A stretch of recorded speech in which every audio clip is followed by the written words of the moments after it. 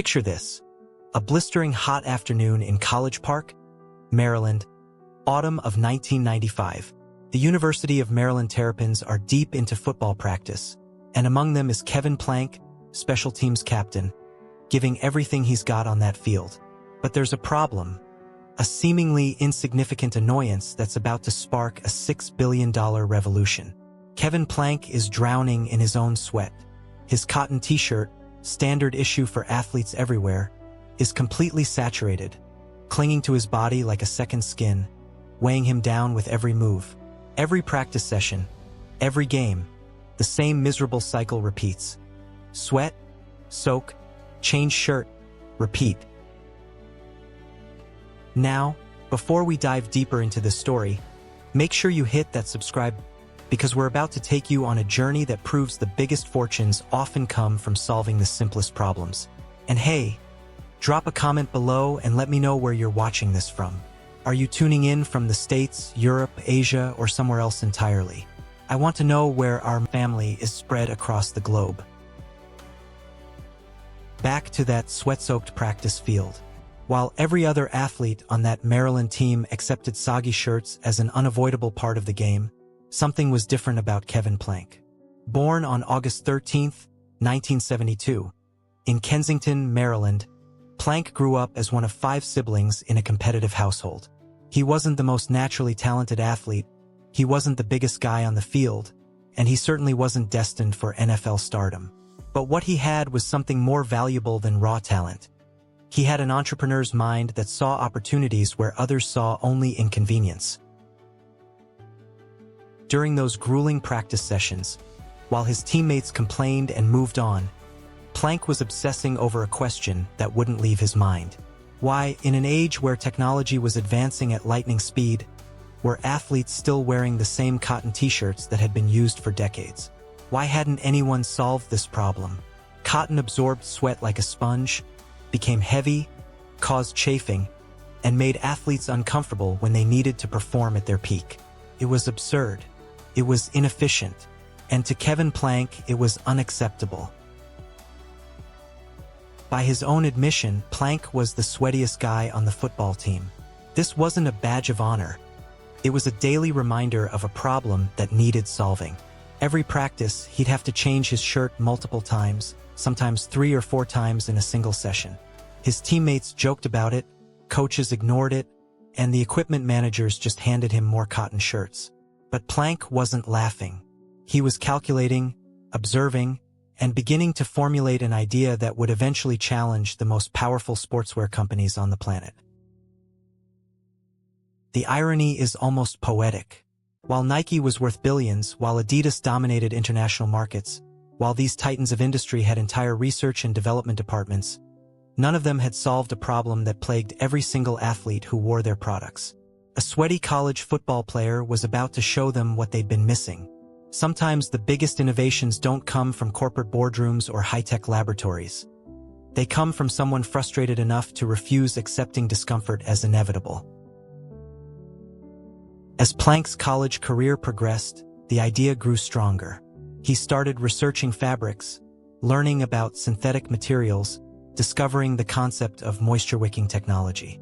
He noticed that his compression shorts, made from synthetic materials, stayed relatively dry compared to his cotton shirts. The solution was right there, hiding in plain sight. What if he could create an undershirt using similar moisture-wicking synthetic fabric? What if athletes could stay cool, dry, and light throughout entire games and practices? The more he thought about it, the more convinced he became that this wasn't just a good idea. It was a revolution waiting to happen. But here's where the story gets interesting, where Kevin Plank's journey diverges from those who merely have good ideas to those who actually execute them. Graduation was approaching in 1995, and Plank faced the same crossroads that confronts every college student with an entrepreneurial dream. He could take the safe path, get a regular job, settle into corporate life, and let his sweat-soaked idea remain just that, an idea. Or he could take the terrifying leap into the unknown, risk everything, and chase a vision that everyone around him would likely call crazy. Guess which path he chose? After receiving his business administration degree from the University of Maryland, Plank didn't send out resumes or interview for positions at established companies. Instead, he did something that would make any financial advisor's hair stand on end. He decided to start a business with virtually no experience in textile manufacturing, no connections in the sportswear industry, and no safety net if everything went wrong. Armed with approximately $20,000 he'd saved from selling roses on Valentine's Day and other entrepreneurial ventures during college, plus a dangerous willingness to max out credit cards, Kevin Plank was ready to build an empire. But first, he needed a laboratory. He needed a place where he could experiment with fabrics, create prototypes, fail repeatedly, and eventually succeed. Enter the unsung hero of this story, Plank's grandmother, who offered up her basement in Georgetown, Washington. Think about that for a moment. The company that would one day be valued at $6 billion, that would dress professional athletes across the NFL, NBA, and MLB, that would challenge Nike and Adidas for market supremacy, began its life in a grandmother's basement.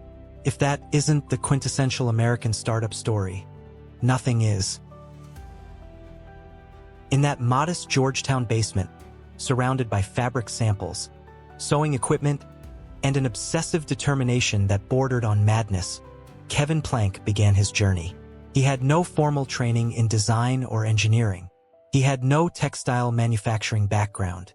What he had was a problem that needed solving and the stubborn refusal to quit until he solved it. He experimented with different synthetic materials, testing moisture-wicking properties, durability, comfort, and performance. Prototype after prototype failed to meet his standards, but Plank kept iterating, kept improving, kept pushing forward. The process was grueling, expensive, and lonely. While his former teammates were starting careers, earning steady paychecks, and living normal lives, Plank was holed up in a basement betting everything on a shirt. His family worried. His friends questioned his sanity. But Kevin Plank had seen the future, and in that future, athletes would never again have to suffer through sweat-soaked cotton shirts that hindered their performance. He just had to convince the rest of the world that his vision was worth believing in. After months of trial and error, Plank finally created something special. Using microfibers and moisture-wicking synthetic materials, he constructed a compression shirt that actually worked.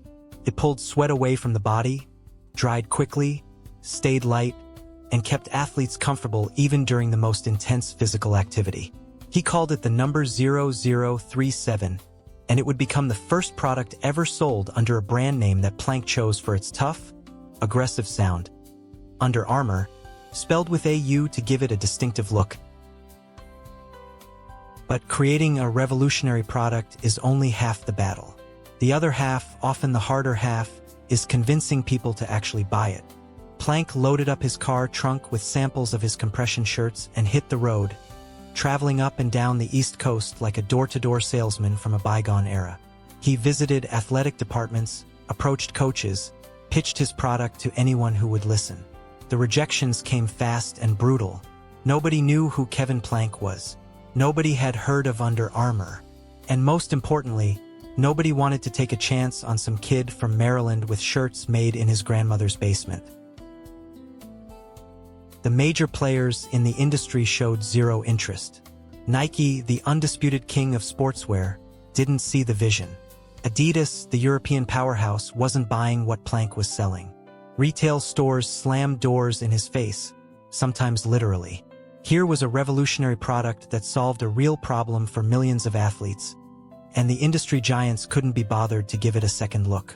They had their cotton t-shirts, their established product lines, their comfortable market positions.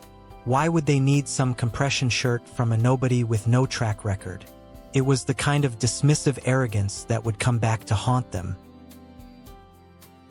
But Kevin Plank had one advantage that Nike and Adidas couldn't match.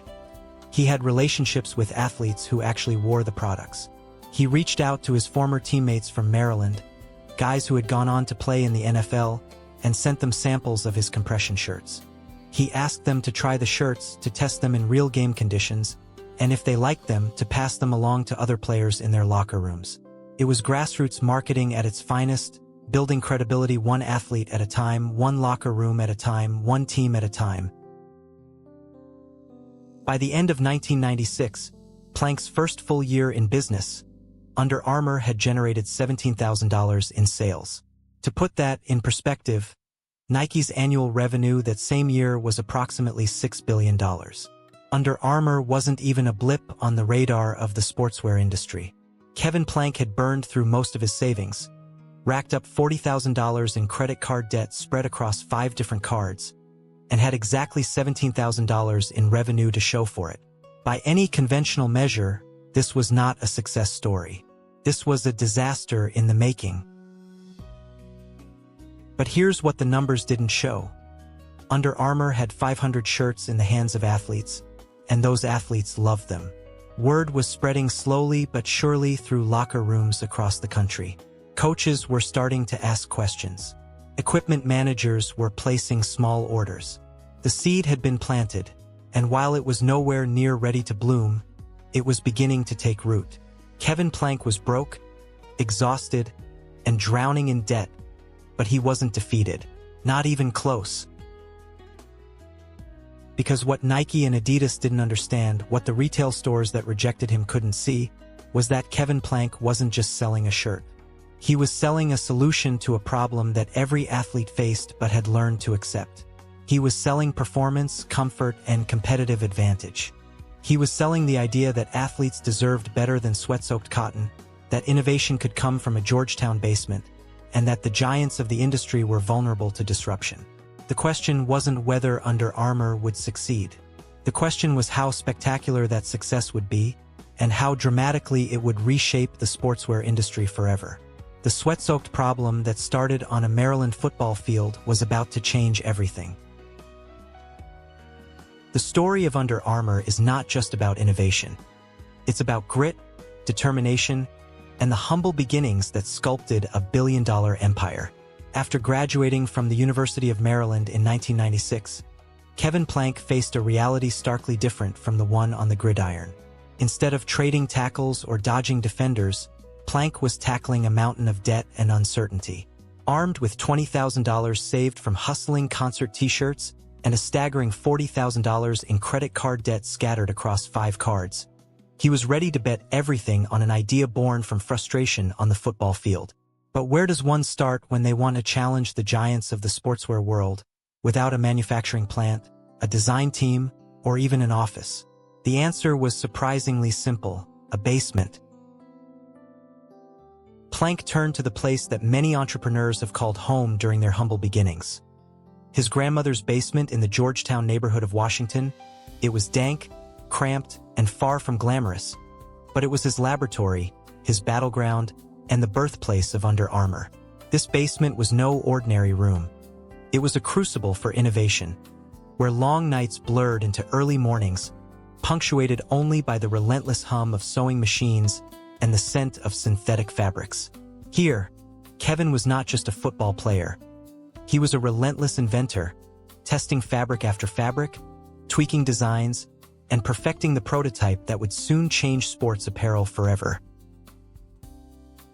The irony of starting a sportswear revolution from underground was not lost on Plank. He often joked that his empire began literally underground, a nod to the contrast between the subterranean beginnings and the high-reaching vision. Yet beneath this irony lay a fundamental truth about entrepreneurship itself. Great ideas don't need penthouses or polished office spaces. They need grit, persistence, and the audacity to believe in the impossible. This basement operation wasn't just a makeshift factory.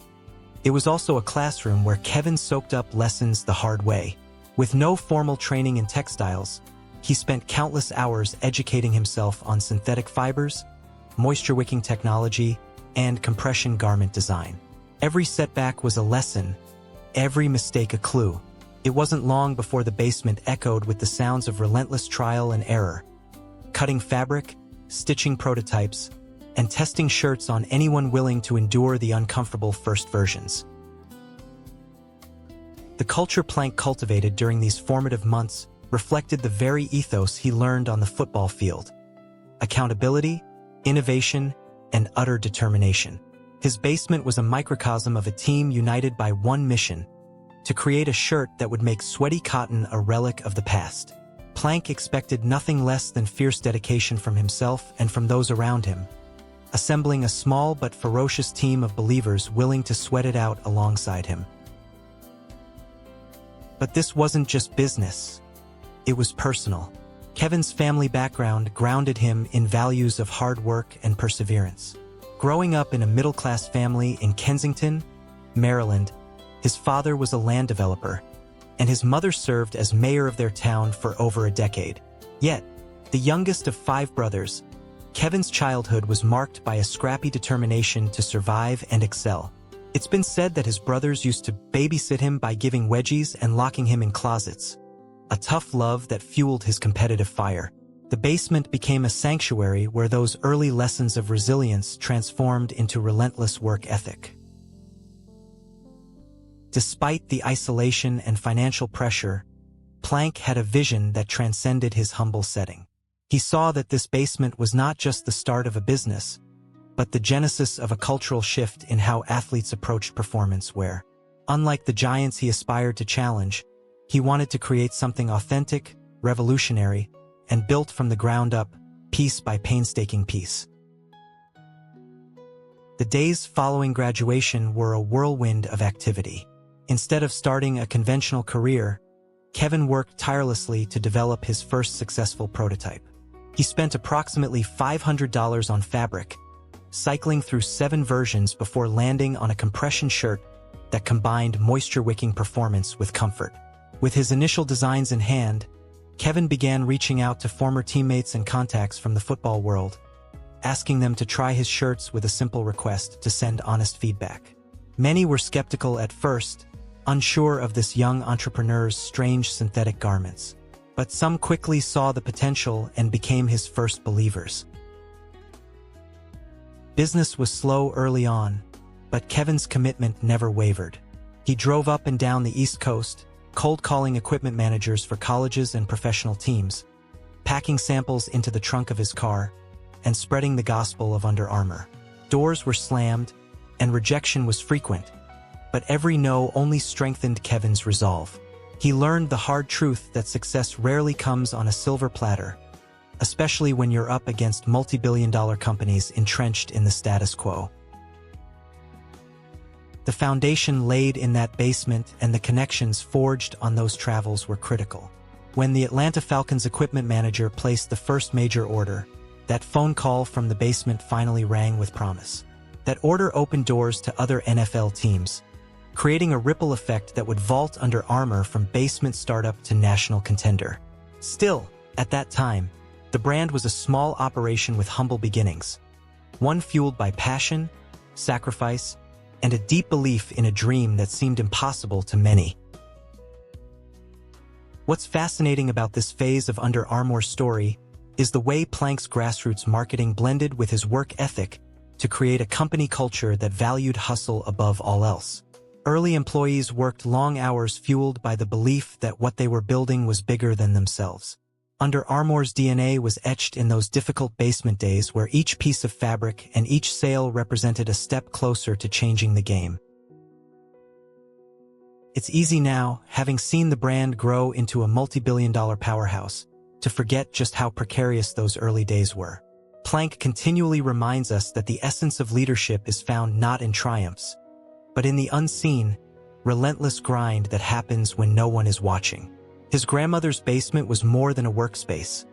It was the heart of a movement that challenged an entire industry's complacency. From that cramped basement in Georgetown to the sprawling headquarters in Baltimore, Under Armour's journey is a testament to what sheer will, vision, and hard work can achieve.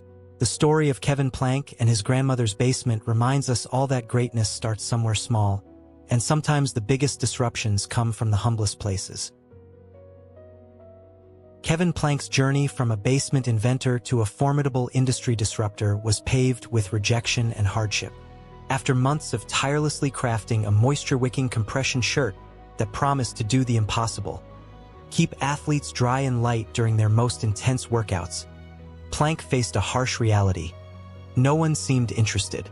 His first real product, the number 0037, was revolutionary in concept but met with an overwhelming wave of skepticism, rejection, and closed doors. Packing his car trunk with a small batch of these synthetic compression shirts, Plank hit the road in late 1996 like a modern-day salesman with a mission. His pitches were heartfelt and desperate. A collegiate athlete turned entrepreneur asking retail buyers, coaches, and sporting goods managers to believe in the power of a simple shirt that could transform performance. He believed wholeheartedly in his product, but belief doesn't always translate to sales. The reaction he encountered was brutal. Established industry giants Nike and Adidas repeatedly turned him down. Nike, the juggernaut of sports apparel, was focused on its sprawling lineup of products and had little patience for what it saw as a niche innovation from an unknown kid in a basement. Adidas, dominating international markets, viewed Plank's product as a curiosity at best. Retail stores, from local college sports shops to larger chains, were reluctant to stock a product from a company with no history, brand recognition, or proven market demand. Many simply shut the door before hearing the full pitch. This sea of rejection could have sunk Under Armour before it even got off the ground. At the end of 1996, sales totaled a mere $17,000, a minuscule figure compared to Nike's $6 billion that year. Plank was drowning in credit card debt, nearly broke, and the vision that had sustained him in that gloomy basement was now on the precipice of collapse. To most, this would have been the end of the story. But Kevin Plank was not most entrepreneurs. His rejection fueled a fierce determination not just to survive but to succeed on his own terms. He understood that innovation often scares incumbents who prefer the safe, established ways. His product was too new, too different for the giants to swallow quickly, especially one that attacked their core business of comfortable cotton shirts. His mission became clear: build the brand one athlete at a time, start small, and prove the product's value through performance, not through marketing hype. With this strategy in mind, Plank leveraged personal relationships his football days had built.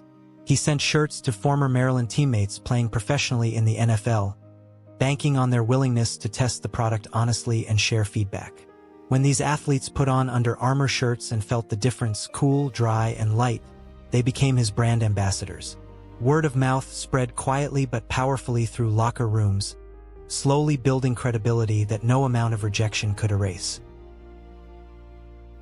Inside Plank's car trunk traveled not just shirts but hope and defiance. Every no, every slammed door was met with tireless persistence and improvisation. Plank often recalled driving late into the night, delivering shirts directly to athletes and coaches, learning what worked and what didn't. This grassroots marketing was slow, exhausting, and risky, but it created an authentic foundation that no flashy advertising campaign could buy. Despite the struggles, the baseline success stories began accumulating. Small colleges started placing modest orders.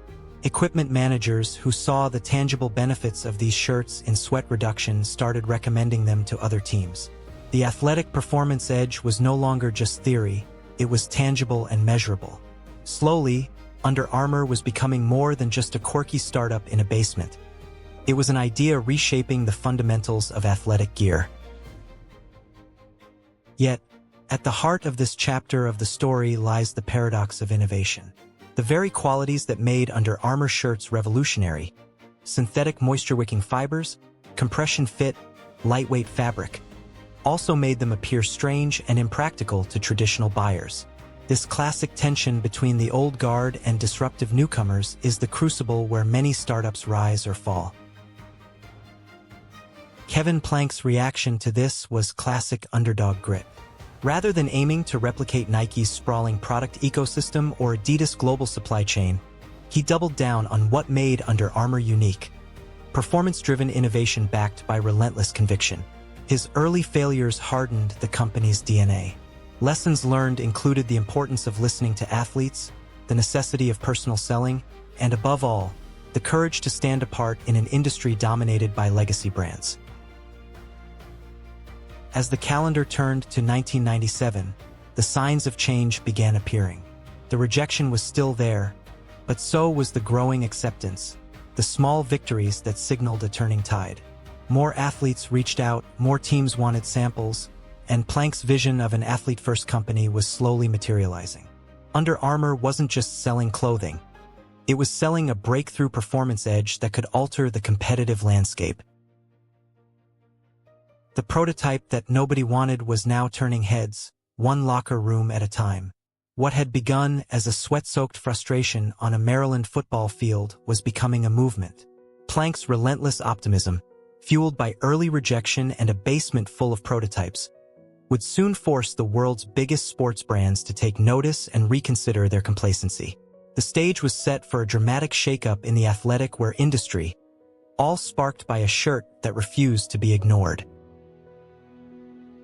1997 marked a pivotal turning point in Under Armour's journey, transforming the small basement startup into a name that athletes across the country could no longer ignore. After a grueling year of rejection and hard-nosed selling in the previous chapter, Kevin Plank's persistence began to pay off in ways few anticipated. The breakthrough wasn't a sudden flood of investment or a lightning strike from a major retailer, but rather a silent surge of grassroots acceptance fueled by the very athletes Under Armour sought to empower. Plank's strategy of distributing samples to former football teammates in the NFL triggered a wave of interest that spread through lockers and training rooms with electric speed.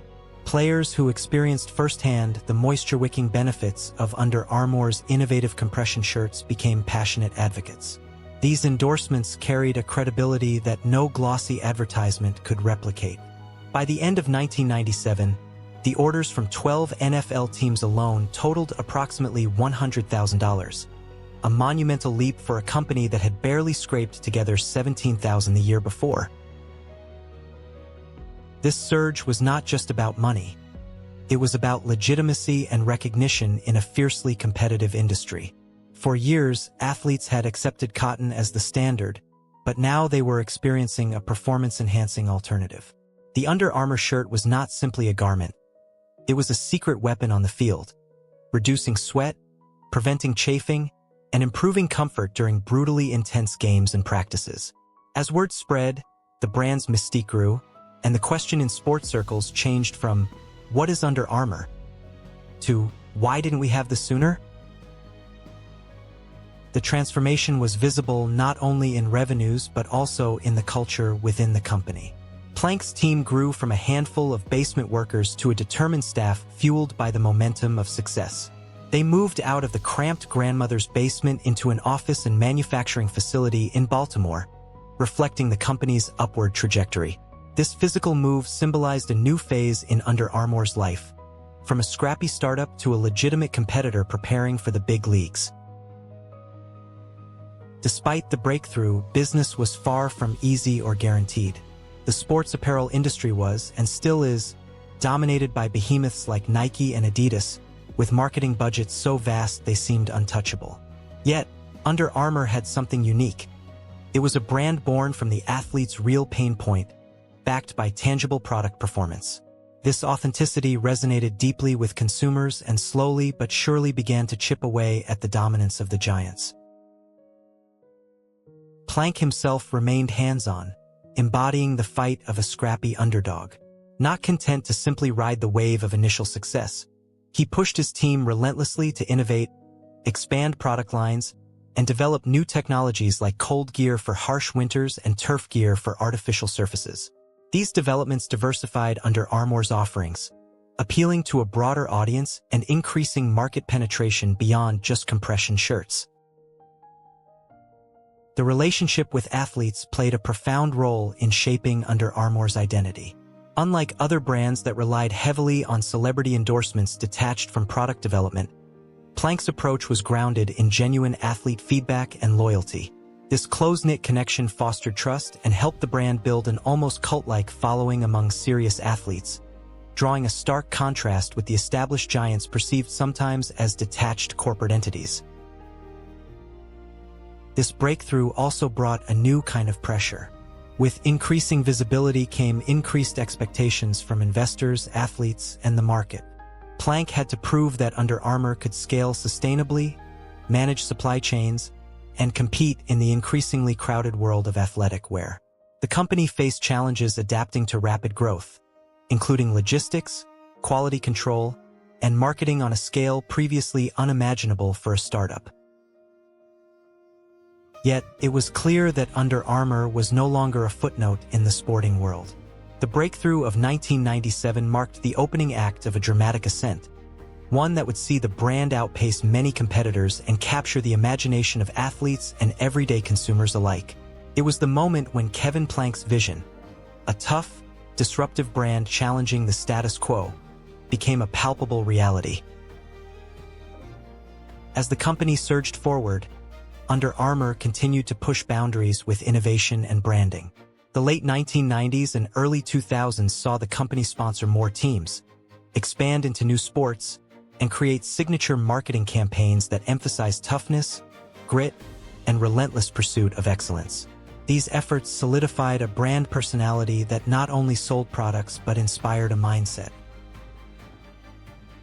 In retrospect, the breakthrough nobody expected was not a single event but a confluence of strategy, persistence, innovation, and cultural resonance. It proved once and for all that a product born from frustration and crafted in a humble basement could rise to challenge industry titans. Kevin Plank's gamble on persistence over pedigree, on product over hype, had paid off. The stage was set for Under Armour to become one of the most compelling stories in sports business history, fueled by the sweat-soaked problem that refused to be ignored. By the year 2000, Under Armour was riding the momentum of its burgeoning reputation among professional athletes, but financial stability was still elusive. Kevin Plank knew the brand needed to leap from grassroots to mainstream or risk fading back into obscurity. The breakthrough with NFL teams had given Under Armour credibility, but turning that reputation into widespread consumer demand required a bold and risky move. It was time for a gamble that could either launch the company into national prominence or destroy it entirely. That gamble took shape in the form of an ambitious advertisement placed in ESPN the magazine, a strategic move by Plank that amounted to nearly every dollar the company had at the time. For a young brand still struggling with debts and limited cash flow, this was a bit like playing poker with the entire pot on a single hand. The decision wasn't just audacious. It was downright terrifying, but it underscored Plank's commitment to betting on belief over caution. The ad campaign, designed with a raw and authentic ethos, captured the spirit of the brand perfectly. It wasn't glitzy or flashy, and it certainly wasn't a slick corporate pitch. Instead, it told a simple story. Under Armour was about relentless pursuit, about defying the odds, about performing better because you refuse to accept anything less. The tagline was "Protect this house," a call to arms that resonated deeply with athletes and fans alike. The campaign became legendary, the phrase echoing through locker rooms and gyms nationwide. But the million-dollar gamble came with enormous risks. The company's survival depended on the success of this single campaign to generate enough sales to justify the investment. Failure would mean bankruptcy, loss of investor confidence, and the end of a dream built in a grandmother's basement just a few years prior. Against this backdrop of pressure, Plank and his team doubled down, pushing every ounce of energy into ensuring the campaign's success. The result? An explosive increase in sales that shattered expectations. Within months, Under Armour generated over $1 million in revenue directly attributable to the advertisement. The brand had not only broken into the mainstream sportswear market, but had done so in a way that solidified its identity as a challenger brand. For the first time, Under Armour was a serious contender, no longer a niche player but a company with the momentum and ambition to take on even the mightiest of rivals. This triumph, however, was not just about dollars and cents. It was about perception and belief. The advertisement galvanized a community of consumers who felt connected to Under Armour's underdog story. It created an emotional investment, a loyalty that went beyond product features to the very heart of what it means to fight for every inch on the field. The advertisement became a rallying cry and an unmistakable marker of the brand's culture. Plank's gamble spoke volumes about his leadership style, fearless, visionary, and willing to risk it all on the power of conviction. It also highlighted a critical lesson for startups everywhere. Sometimes scaling requires taking calculated risks that stretch beyond comfort zones and demand unwavering commitment. Plank didn't just bet on a marketing campaign. He bet on himself, his team, and a product that had proven its worth on the field. Fueled by this newfound success, Under Armour accelerated its growth trajectory. The company reinvested heavily into research and development, expanding its product lines to include cold gear for cold weather and all-season gear for versatile performance. The diversification allowed Under Armour to broaden its appeal beyond athletes in hot climates, reaching new markets and extending its competitive edge. The courage to place everything on a single campaign also attracted attention from outside the realm of commerce. Hollywood took notice. Soon, Under Armour's products were featured in the 1999 film Any Given Sunday, exposing the brand to a vast audience through the lens of professional football. This exposure was invaluable, elevating the Under Armour name from a performance innovation to a cultural phenomenon. Despite this high-stakes success, the path forward remained challenging. The sporting goods marketplace was fiercely competitive, and maintaining rapid growth required constant innovation and strategic agility. Under Armour recognized this early on and made significant investments in infrastructure and operations to support scaling. The company's move from a basement startup to a national brand demanded new levels of professionalism, team building, and vision. The million-dollar gamble was more than just an ad campaign. It was the inflection point where Under Armour stepped out of the shadows and into the spotlight. It was a testament to the grit and tenacity imbued in its founder, an embodiment of the brand's DNA. This chapter of Under Armour's story demonstrates how a single, well-placed risk can change the trajectory of a company forever, reminding us all that fortune often favors the bold and that sometimes the biggest rewards come from the boldest bets. The year 1999 brought an unexpected and transformative opportunity for Under Armour that would catapult the brand into the national spotlight. After the staggering success of the million-dollar ad campaign, Kevin Plank's crusade for innovation caught the attention not only of athletes but also of the entertainment industry. Hollywood came knocking, and with it arrived a new stage to showcase what Under Armour truly represented: cutting-edge performance gear that blurred the lines between sports and culture. The breakthrough came when Under Armour was selected to outfit the actors in the high-profile Oliver Stone film Any Given Sunday, a gritty exploration of professional football's highs and lows. While it might sound like a small detail now, this was a massive win for a brand that had spent years struggling for recognition. The film's realistic portrayal of the sport created a perfect backdrop for Under Armour's compression shirts and performance gear to shine in front of millions of viewers. This Hollywood endorsement did more than just boost sales. It redefined Under Armour's brand identity. It positioned the company as the authentic choice for athletes and fans who demanded the highest level of performance and toughness. Suddenly, Under Armour wasn't just a sportswear company. It was a cultural phenomenon that spoke to grit, determination, and fighting spirit. The "Protect This House" mantra that echoed through advertisements now found its image on the silver screen. The film's impact spilled over into retail as demand skyrocketed. Retailers that once hesitated to stock Under Armour gear began scrambling to get shipments, recognizing the growing consumer hunger for performance apparel. Kevin Plank's scrappy basement startup was no longer an obscure brand. It was a dominant player catching up quickly to titans like Nike and Adidas. Around the same time, Under Armour expanded its product portfolio significantly. Understanding that performance gear needed to address all weather conditions and athletic needs, the company introduced cold gear for athletes braving freezing temperatures, all-season gear for versatility, and later, specialized lines for various sports. This diversification was a crucial strategic move, broadening the brand's appeal beyond mere compression shirts to an entire lifestyle of performance apparel. Plank's vision for a comprehensive athlete-centric gear lineup drove product innovation at a furious pace. The team relentlessly pursued advancements in fabric technology, moisture management, and fit, constantly testing and refining products to meet the escalating expectations of professional athletes and everyday consumers alike. Quality control became a top priority as Under Armour moved from small batch productions to engaging with larger manufacturers and expanding distribution channels. Financial growth during this period was rapid, with revenues steadily increasing and the brand reaching wider audiences through more retail partnerships.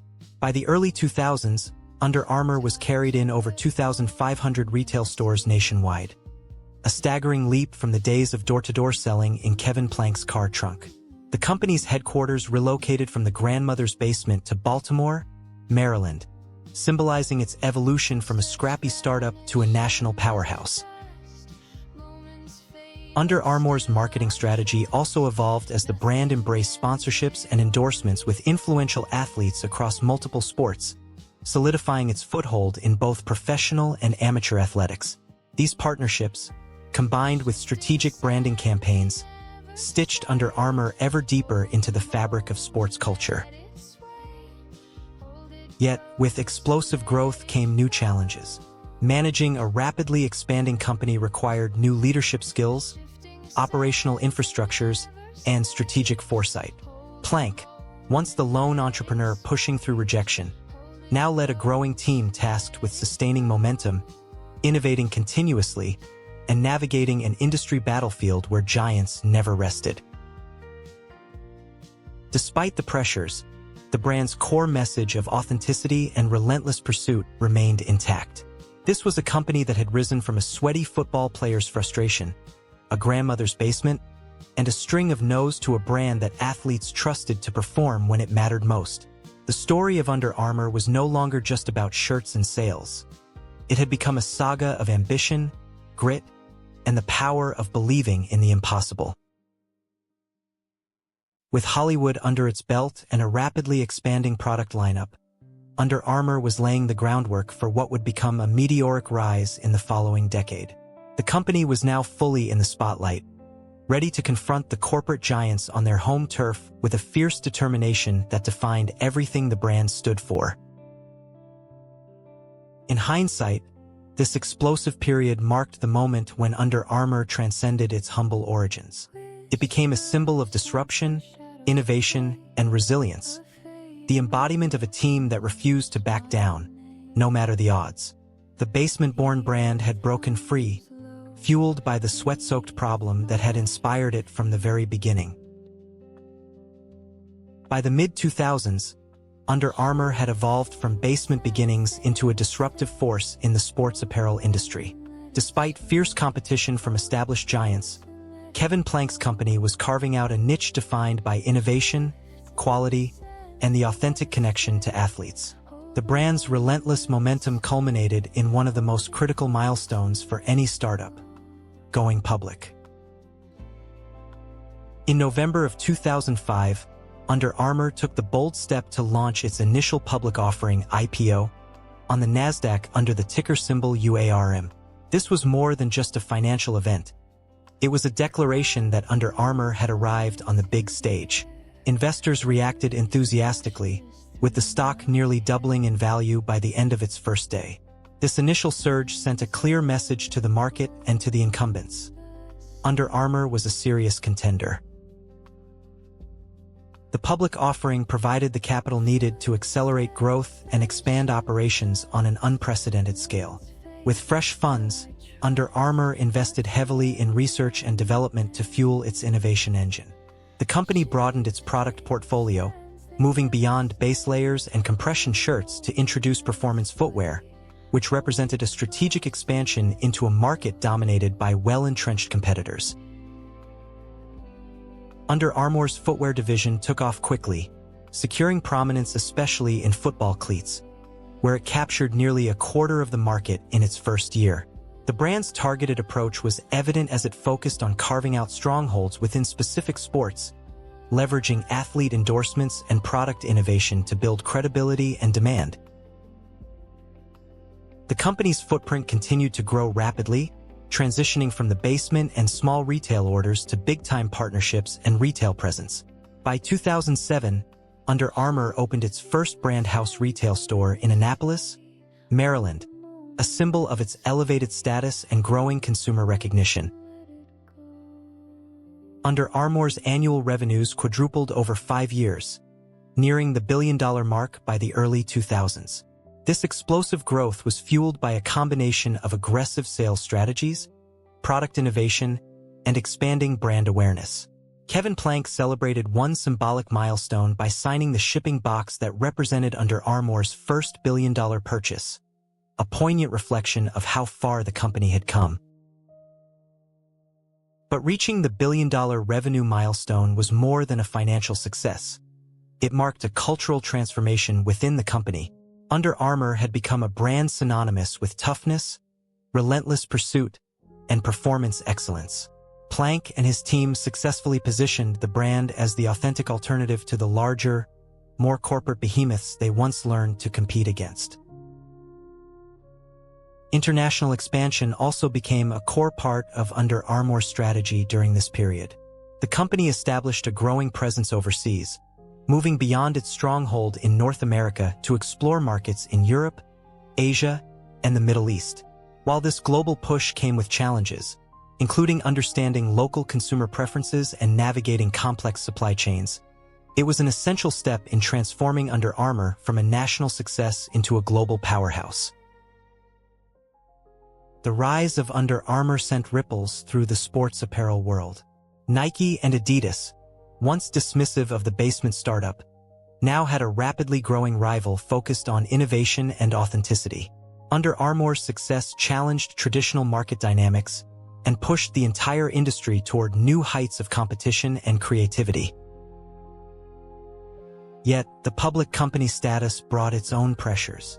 Plank and his leadership team faced the challenge of balancing rapid growth with operational discipline and shareholder expectations. Scaling production, managing supply chains, and marketing on a national and international level required new sophistication in business operations and strategy. Despite these challenges, Under Armour continued to thrive, fueled by a culture that celebrated resilience and innovation. The billion-dollar dreams that once seemed impossible had become an everyday reality, but the company remained deeply committed to the values that launched it. A simple problem solved by relentless determination, forged in a grandmother's basement, and executed by a team unwilling to back down. This chapter in Under Armour's story is a testament to how grit and vision can break down barriers and scale new heights. Going public was not just a financial leap. It was the transformation of a scrappy startup into an unstoppable giant destined to shape the future of sports apparel. As Under Armour's reputation skyrocketed in the sportswear world, it inevitably found itself locked in a fierce battle with the industry titans Nike and Adidas. This war was not just about sales and market share. It was a symbolic clash between an underdog brand born in a grandmother's basement and two of the most powerful corporations in the world. The stakes couldn't be higher, and the competition more brutal. Under Armour's rise threatened the long-standing duopoly that Nike and Adidas had enjoyed for decades. Nike, known for its unprecedented marketing muscle and swoosh logo synonymous with victory, and Adidas, with its strong European roots and global presence, both perceived Under Armour's innovation and aggressive growth strategies as a serious threat. The fight was on to prove who could dominate the performance apparel and footwear market of the 21st century. One of Under Armour's most decisive weapons during this battle was its savvy athlete partnerships. A standout move was its endorsement deal with Stephen Curry, then an emerging NBA talent who would soon become a global superstar. At a time when Nike and Adidas were focused on established names, Under Armour bet on potential and authenticity. The gamble paid off spectacularly. Curry's rise to NBA stardom dramatically expanded Under Armour's footprint in basketball, a market historically dominated by Nike. Under Armour's marketing campaigns embraced its underdog narrative, positioning the brand as the choice for those who didn't just want to play the game but conquer it. The company's famous slogan, "Protect this house," became more than an ad. It was a rallying cry that resonated deeply with athletes and fans alike. This sharp, aggressive tone contrasted with the polished, corporate vibes of competitors, and struck a chord in a marketplace hungry for authenticity. However, the war was not without its challenges. Nike and Adidas controlled vast global supply chains, enormous marketing budgets, and long-standing relationships with retailers and teams worldwide. Competing against their resources required Under Armour to be nimble, innovative, and relentlessly focused. Its approach to product development was laser-focused on performance innovation, pushing boundaries around moisture-wicking fabrics, compression technology, and footwear engineering that could give athletes tangible advantages. The battle extended beyond the product and marketing. Retail strategy became a battleground, with the giants wielding influence over store placements and promotional real estate. Under Armour responded by expanding its direct-to-consumer channels, opening brand houses, and investing in e-commerce before many of its competitors fully embraced the digital shift. This autonomy gave the company a crucial edge in controlling brand narrative and customer engagement.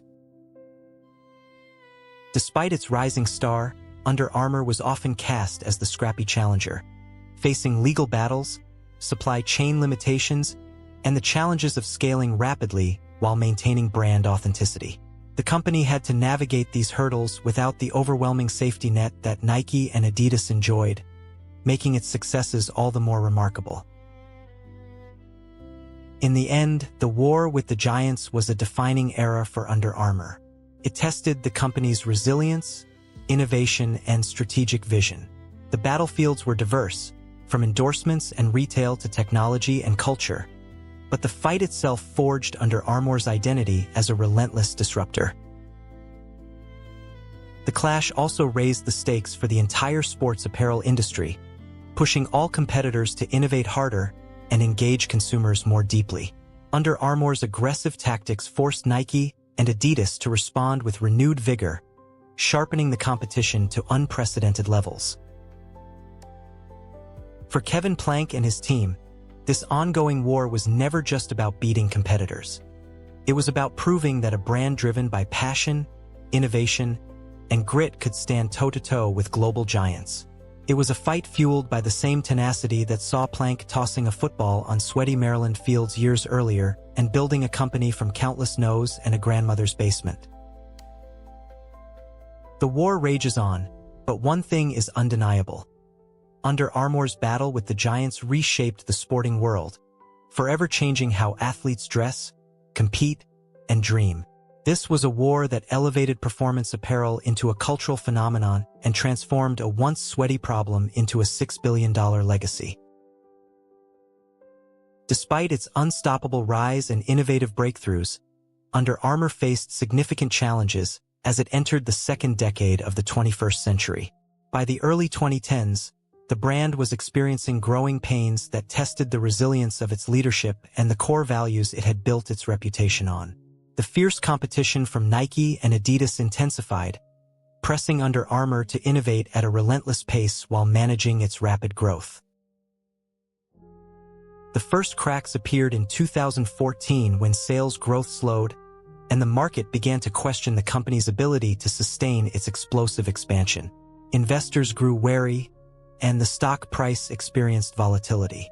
Publicly, Plank emphasized that increased investment in branding and product development was driving the slight slowdown but assured stakeholders that the company's long-term strategy remained intact. But behind the scenes, the challenges were mounting. Under Armour struggled to grow its footwear division at the same pace as its apparel lines, primarily due to stiff competition from Nike and Adidas, as well as internal supply chain issues. The company's efforts to expand into new markets outside North America also encountered obstacles, including cultural differences, local regulations, and distribution hurdles. A significant blow came when Under Armour's market share in North America stagnated, and sales in key categories, such as footwear, underperformed compared to expectations. The company faced stiff headwinds from competitors who had long established brand loyalty and expansive global distribution networks. Meanwhile, consumers' preferences were shifting towards athleisure, a segment where Under Armour lagged behind Nike and Adidas. Kevin Plank, ever the fighter, acknowledged these difficulties but refused to see them as insurmountable setbacks. Instead, he framed them as a necessary test of the company's agility and innovation potential. Under Armour undertook a series of strategic pivots, including rebranding efforts, new endorsement deals, and product line refreshes. Yet, these initiatives struggled to regain the meteoric growth the company had previously enjoyed. The internal culture, once energized by a relentless underdog spirit, faced internal scrutiny. There were debates over whether to double down on innovation and niche markets or to pivot towards mainstream consumer trends. Some executives advocated for a broader product portfolio, while others warned of dilution and losing focus.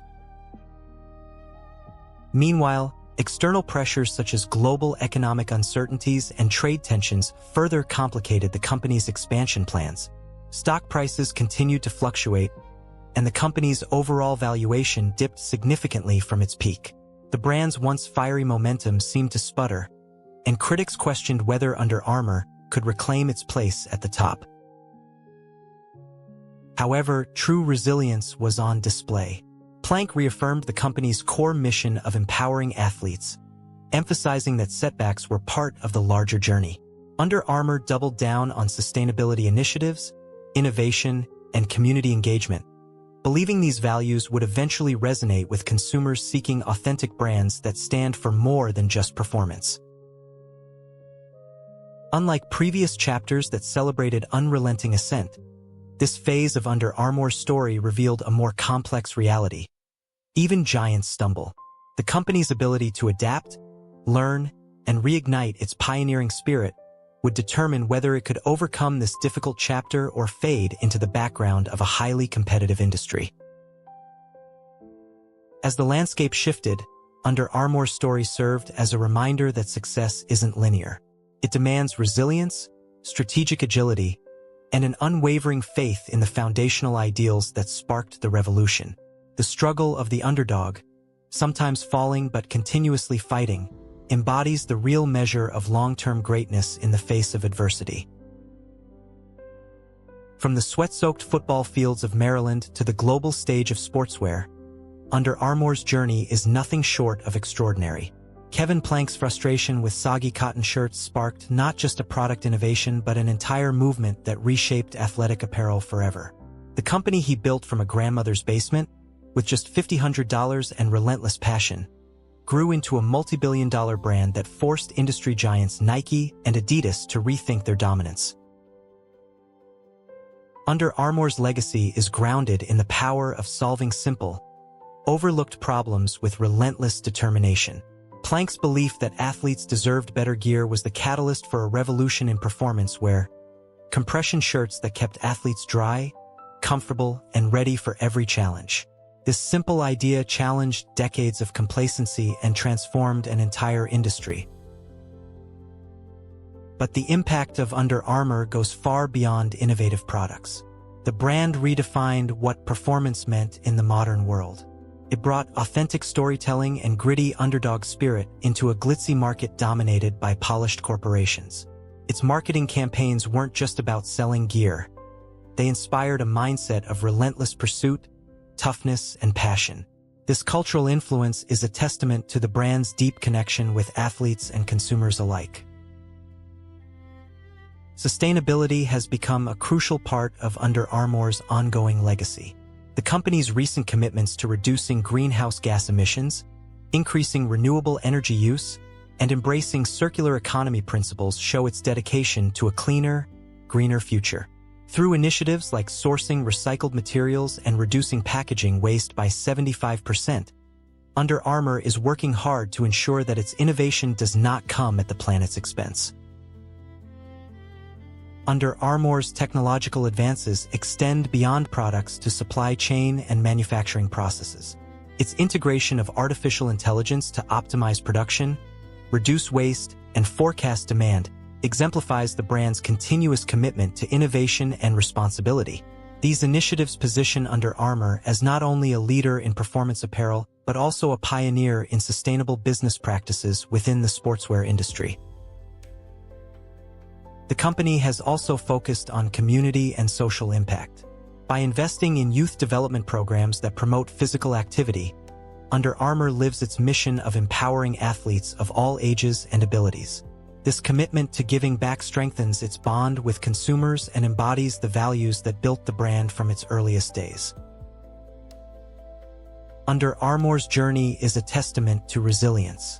It illustrates that success is never a straight path, but a landscape filled with setbacks, relentless struggle, and moments of breakthrough.